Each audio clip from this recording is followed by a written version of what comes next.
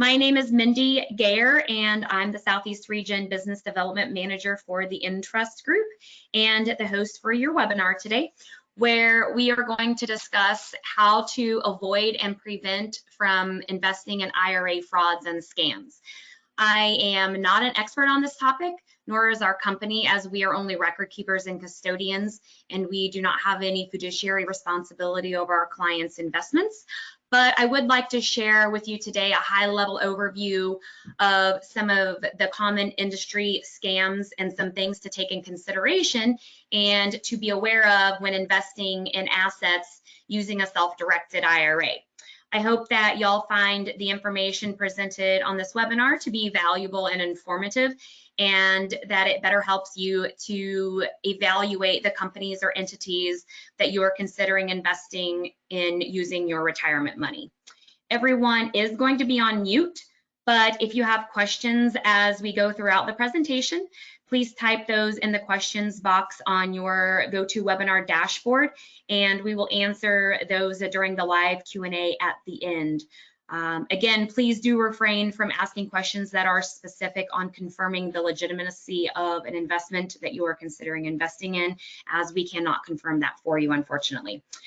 Also, after the webinar, we will be providing audio recordings of the webinar to anyone in the event that you need to leave the webinar early, or if you would like to share it with someone, or if you just really loved the content that we're sharing here today and want to hear it again. That will be available shortly after the webinar.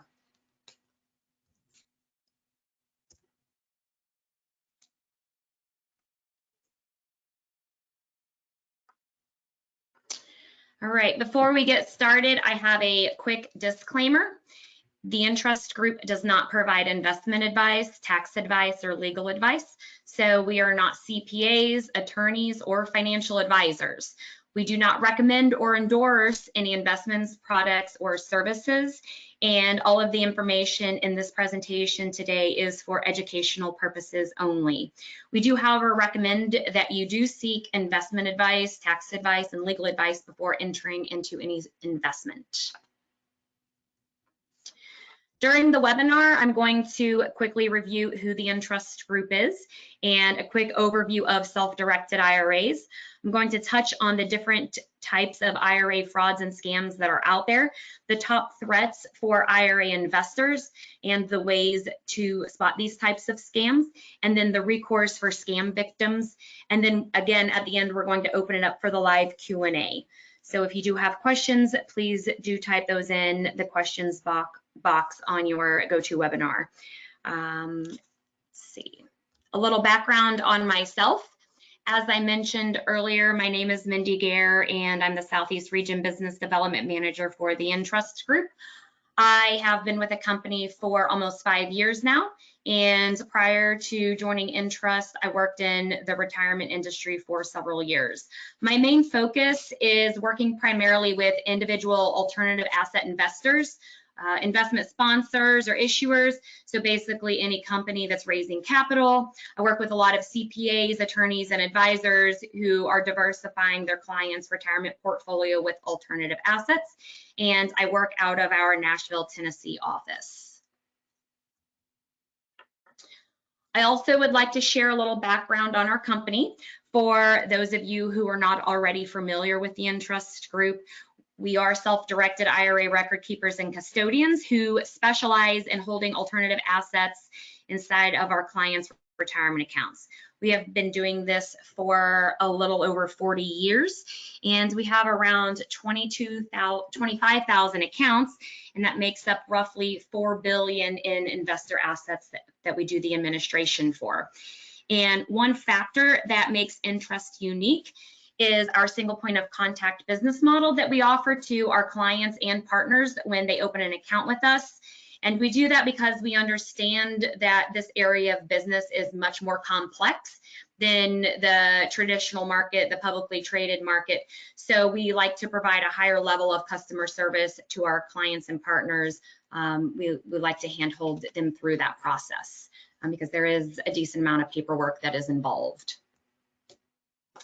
Most of our staff here at Entrust hold the CISP designation, which is Certified IRA Services Professional designation. We offer national continuing education classes for realtors and CPAs.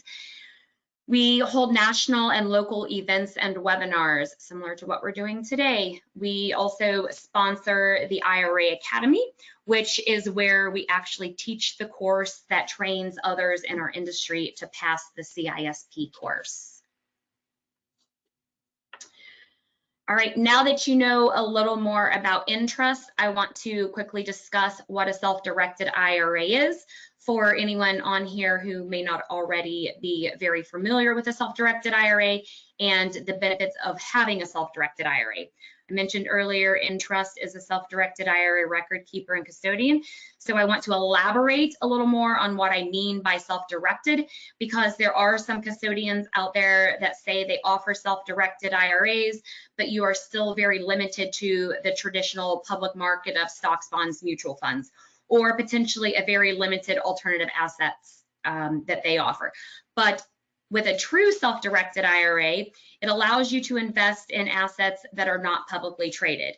It's not necessarily a type of IRA that dictates what you can or cannot invest in, but rather the record keeper and custodian is what dictates what types of assets you are allowed to invest in based on what they will hold for you.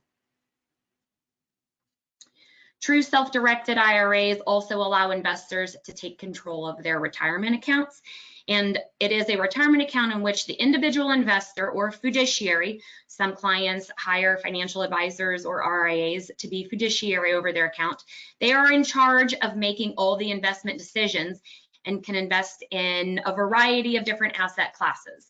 And when I say different asset classes, the spectrum of what you can actually invest in inside of a self-directed IRA is very broad. There's only 3 things that you actually cannot invest in, and that's life insurance, collectibles, and S corporations.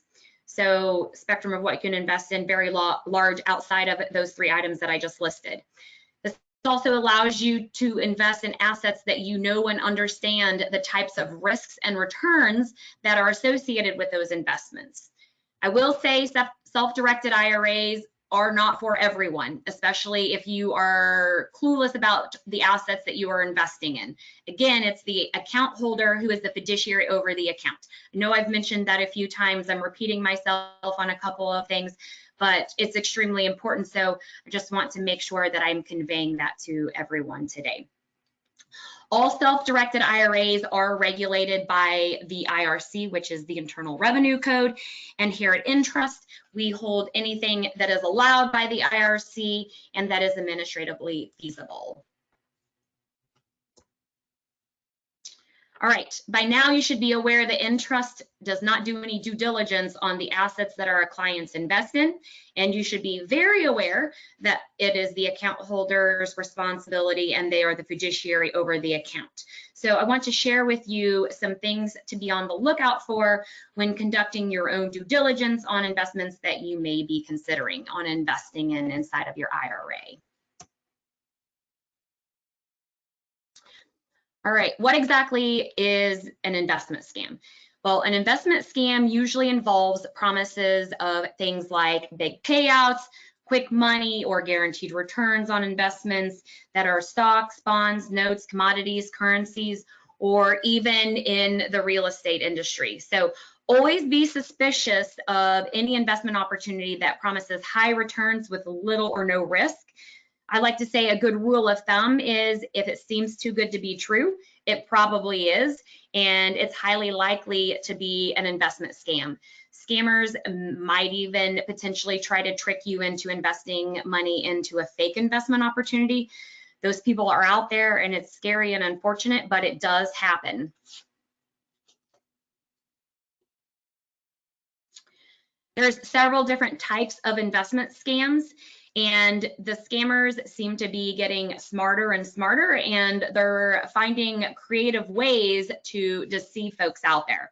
So I want to quickly touch on some of the more common types of scams so that if you happen to come across any of these types of investments, you'll be aware and on the lookout for certain things. So The first is affinity fraud. This is where scammers try to trick members of a group that has formed based on common characteristics such as age or ethnicity or religion, and they like to act like they are a part of that group to win over the trust of the group leader or the member, and in hopes that the group leader invests, which in turn will trickle down, and hopefully all of the other members of that group will invest too.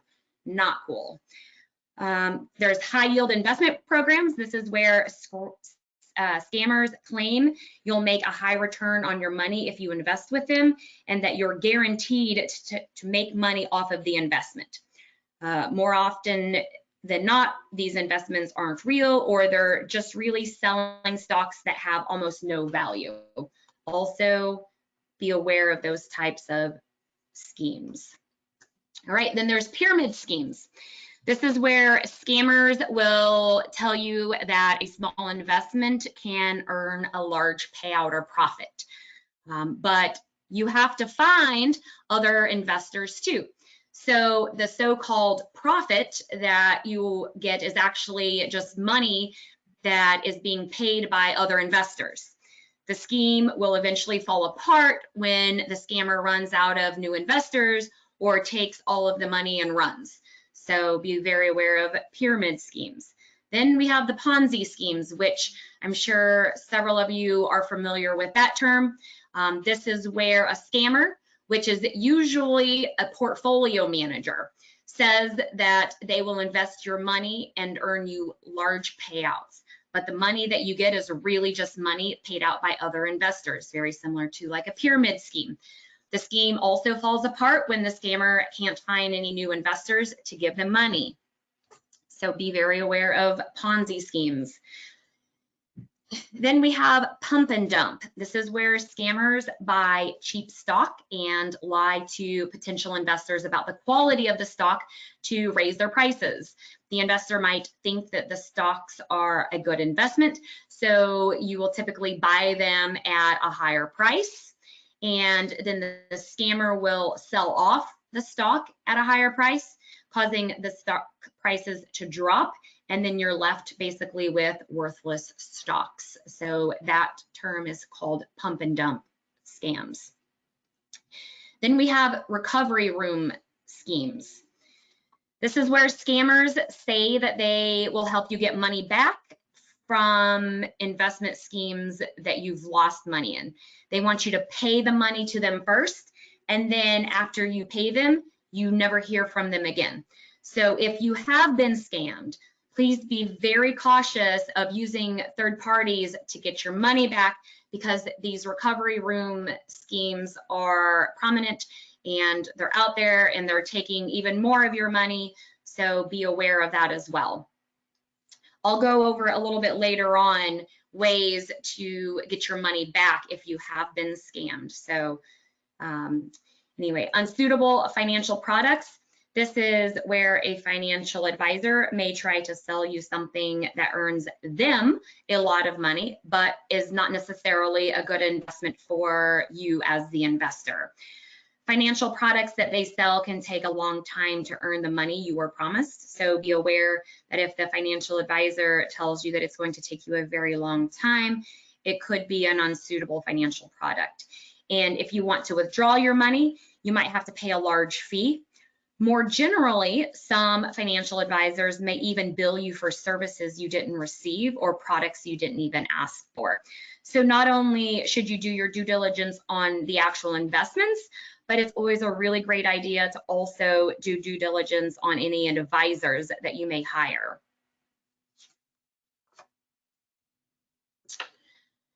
Scammers are unfortunately more active than ever. Losses from 2021 investment scams were a 1.575 billion. This is a very tragic and alarming statistic. It's 246% increase from 2020, which was 455 million. That's a lot of hard-earned money that was lost due to scammers. So please don't let yourself fall in this statistic. As I mentioned, scammers are getting more creative. So I want to touch on some of the more popular scam fads for 2022 so that you don't become a statistic. There are certain industries that are getting hit harder than others, and there are 4 big industries for 2022 that's under attack. The first being cryptocurrency and digital asset industry. They are getting classic frauds like the pump and dump and Ponzi schemes that I just referenced a few slides ago. Those are very popular amongst this industry.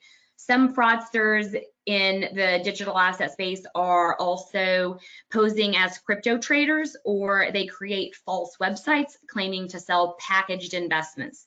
So be very diligent about who you're doing business with in the digital asset space. Another industry that is under attack for 2022 are self-directed IRAs, which this hits too close to home for us. Investors with locked-in accounts like pensions, scammers advise moving money to a self-directed IRA since the unlocking would be concealed from the institutions. Know who you're sending your money to before doing this. And I will elaborate more on this in a little bit on the self-directed IRA custodians that are out there that are scammers as well. Another industry that's under attack is social media. And within social media, more specifically, I'm referring to online dating apps. They are getting attacked by scammers way too often. Consumers reported losing $547 million in 2021 alone. And that's from the FTC report, which is the Federal Trade Commission's report. If anyone has seen The Tinder Swindler on Netflix, you'll know exactly what I'm talking about. It's never a good idea to give money to someone that you meet online. And the 4th industry that's under a big attack is promissory notes. The scammers promise returns that are significantly higher than the average market, and the notes are promoted as risk-free, interest-free investments. This is never true with promissory notes, so please be aware of this. All right, let's talk in more depth about the industry that's near and dear to my heart, which is the self-directed IRA space. There are a few key words and phrases to be aware of when doing your due diligence on investments that you are considering to invest in inside of your IRA. So if you hear the phrase such as guaranteed returns, know that there is no such thing as guaranteed returns. It's not that the rate of return, but the promise of a guarantee, which should ring alarm bells. Nothing is 100% safe in the financial markets, not even cash that you have in the bank. That's why FDIC insurance exists, so that savers can get their money back from banks if they fail. If the investment firm is bullying you for your phone number, be on alert. So never share your phone number simply to learn more. You should be able to get proper information about an investment without giving your phone number out. Don't get intimidated into providing your phone number, since legitimate businesses will not become hostile if you do not want to engage or share your number. There's so-called boiler rooms that are run by smooth-talking salespeople who lie for a living. They'll flatter you, they'll confuse you, and then they rush you into making decisions and providing information that you should not be giving out. So do not fall victim to bullying over the phone. If the company's basic details on their website don't add up, be cautious. Check for things like, does the About Us page actually tell you anything about the company, about the history of the company, the team members that make up the company? Are those team members on LinkedIn? Do the web links to official looking groups or sites actually work that they have on their web page? Are there things like independent reviews that you can see? What's the company name? How long have they been in business? So never rely on the promoter to confirm this for you. Check it out yourself. In particular, look for anything official, such as company numbers, tax registration details, financial regulations, are the basic details for real of this investment that you're looking to invest in. If the investment is missing relevant regulation, that is another big red flag, such as, is the investment registered on Forms D? A couple things to check into. If a scammer implies that the IRS approves or endorses this investment, that should be a huge red flag. The IRS does not endorse any sort of investments, and I'll elaborate on other IRS frauds in a little bit. There are scammers out there that lie about being IRA custodians. So make sure to complete due diligence to ensure that they are properly incorporated, audited, and regulated. For example, Entrust is guided by multiple layers of regulation and oversight. We are federally regulated by the SEC. We adhere to IRS rules and regulations that are subject to the DOL, which is the Department of Labor, regulations for our employee benefit plans. We are state regulated by Tennessee because our trust company is chartered in the state of Tennessee. We have internal audits by our financials, or of our financials, by Stovall, Grandy, and Allen LLP annually. We are also regulated by FinCEN, which is the Financial Crimes Enforcement Network. We also carry all of the insurance required for banks and trust companies, like E&O insurance, which is error and omissions, which covers potential liability associated with mistakes or omissions during normal course of business. We hold fidelity insurance, which protects us and our clients against our employee dishonesty, embezzlement, forgery, computer fraud, wire fraud, and other criminal acts. Now, this insurance is in regards to employees' dishonesty and fraud, not the actual investment that you're investing in. So I wanted to point out there's a difference in that. The custodian should have insurance that protects from the employee fraud, but not from the investment fraud, because you are your own fiduciary, so you are checking for the investment fraud. I know I've said that before, and I'm saying it again. All right, be cautious when dealing with anyone who contacts you unsolicited and pressures you to transfer assets from an existing IRA or other retirement account into their product in a self-directed IRA. Never click on things that you did not request. If the investment firm asks you to send them money directly, this is going to be a major red flag. IRA assets should always be held by a separate independent third-party administrator or an approved custodian, and the asset will be held in the name of the IRA and not in your name personally. So never transfer money from a custodian that doesn't hold the type of asset that you want to invest in directly to the investment provider.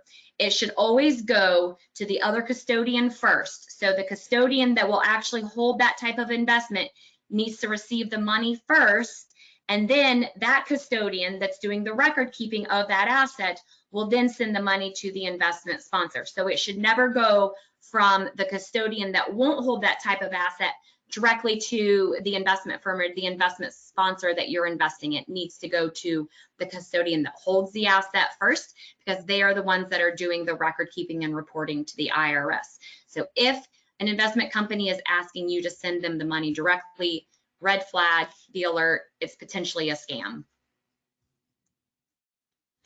If an investment sponsor issue requests for you to transfer all their money into a single security or product, this should also be a red flag.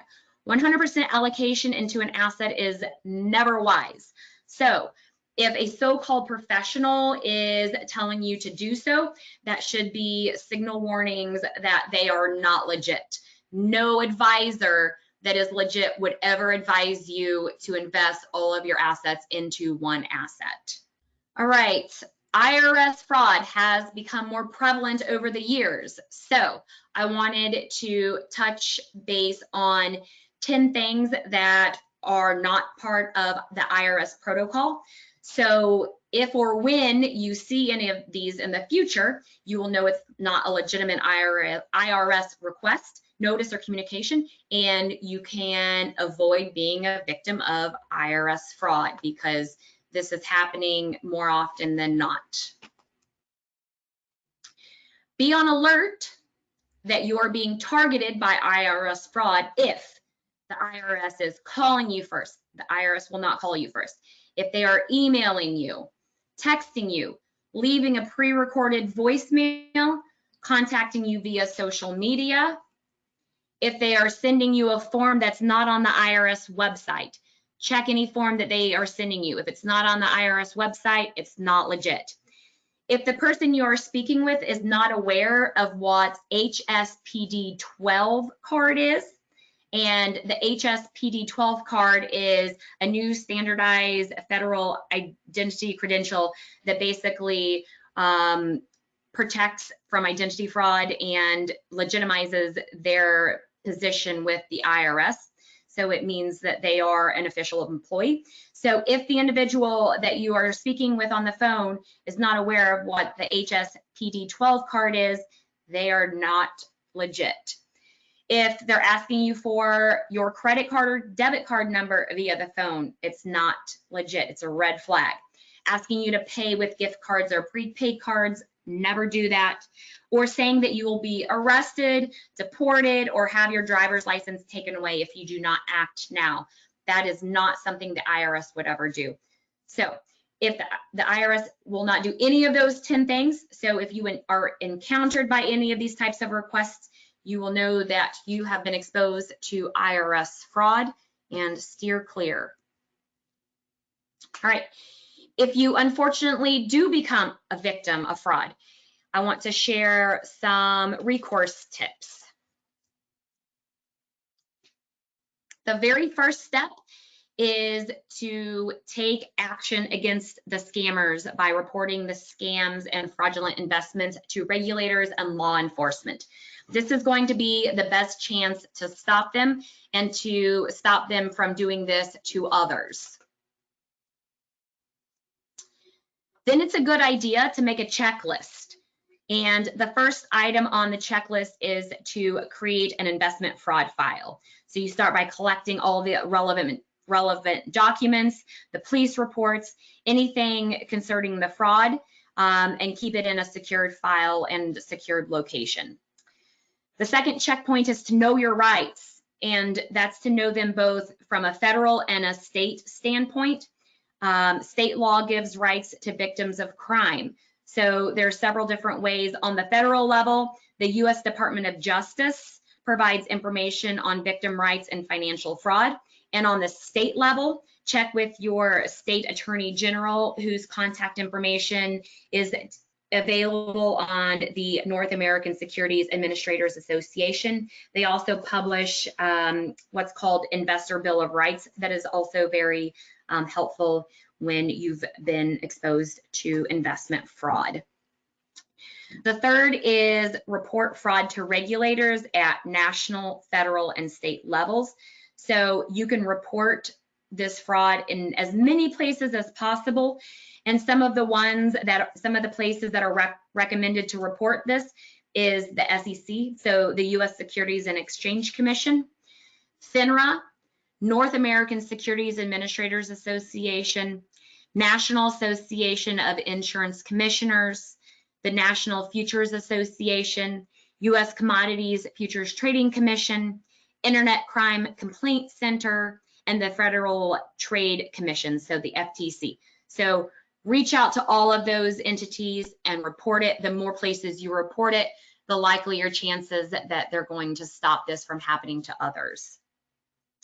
The fourth is to report fraud to law enforcement. I already briefly mentioned that, but report it to your local law enforcement, to your district attorney, your attorney general, to federal law enforcement. Report it as much as you can.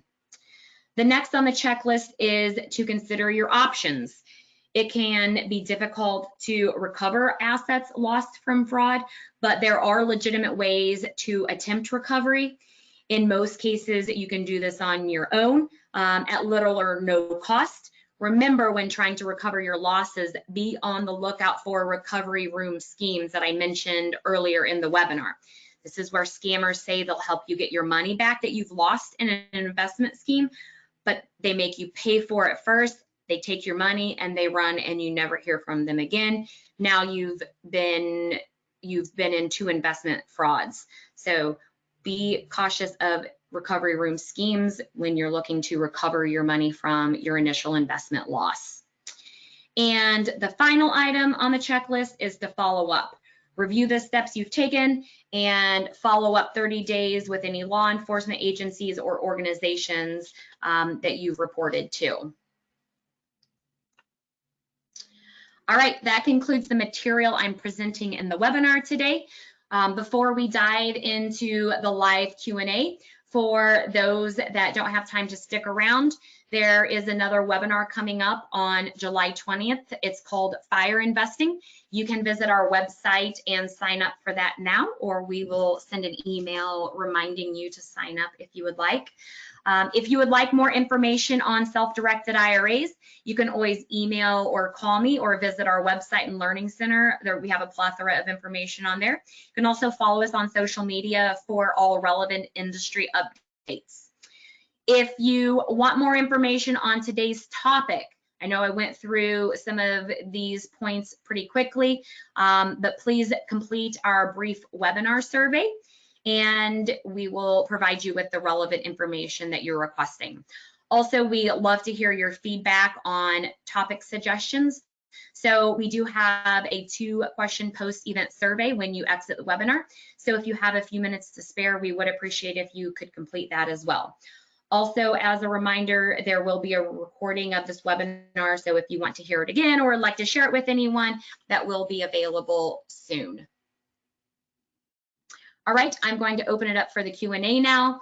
As a reminder, I'm not an expert on this topic. This material was just to provide you with a high-level overview of what's happening in the industry. And so we do not validate the legitimacy of any of our clients' investments. We are only the record keeper and custodian and do not have fiduciary responsibility over the assets that our clients are investing in. So if your questions are specific to that, please direct those to your financial advisor, your attorney, or your CPA, someone that you can seek for professional advice.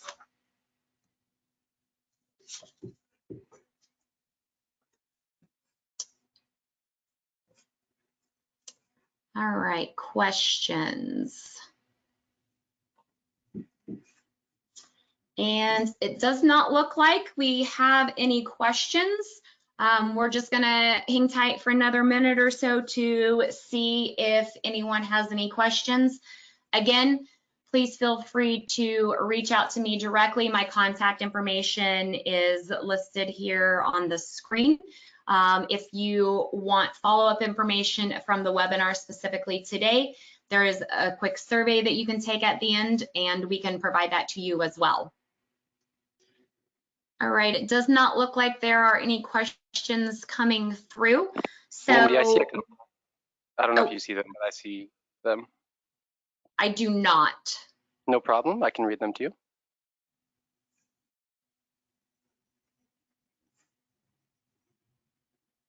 Let me know if that works. Yes, that's perfect, thank you. You're welcome.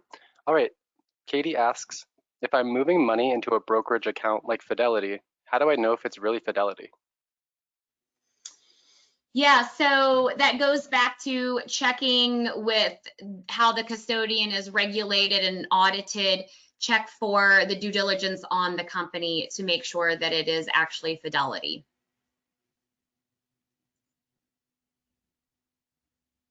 Thank you. Next question.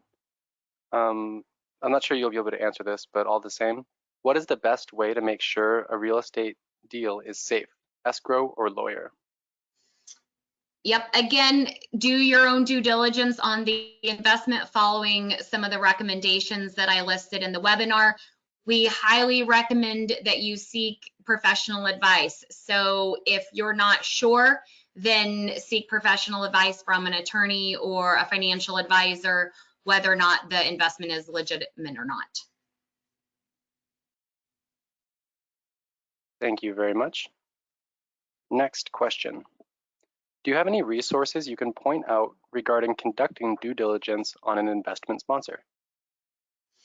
Yes, please submit after the webinar information and we can send that to you. Thank you. Lastly, one more popped in, so second to last. When loaning money, should we use an escrow company? So we do not provide any sort of investment advice on how to structure your investments. That is going to be a question for an attorney or financial advisor on the best route to do that. Thank you very much. Next question. Describe a custodian to custodian transfer in terms of record keeping.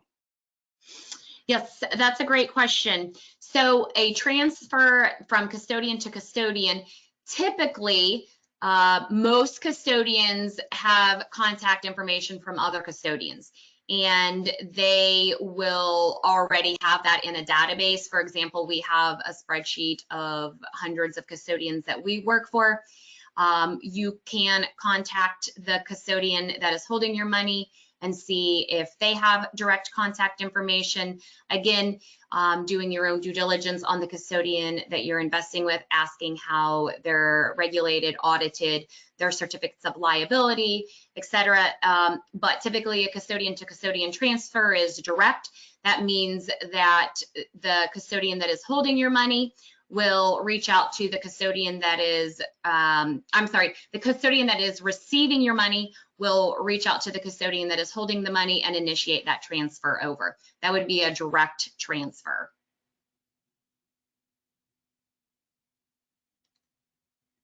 Thank you very much, Mindy.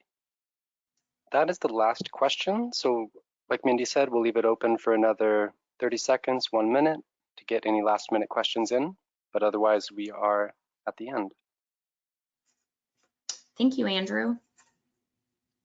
You're very welcome.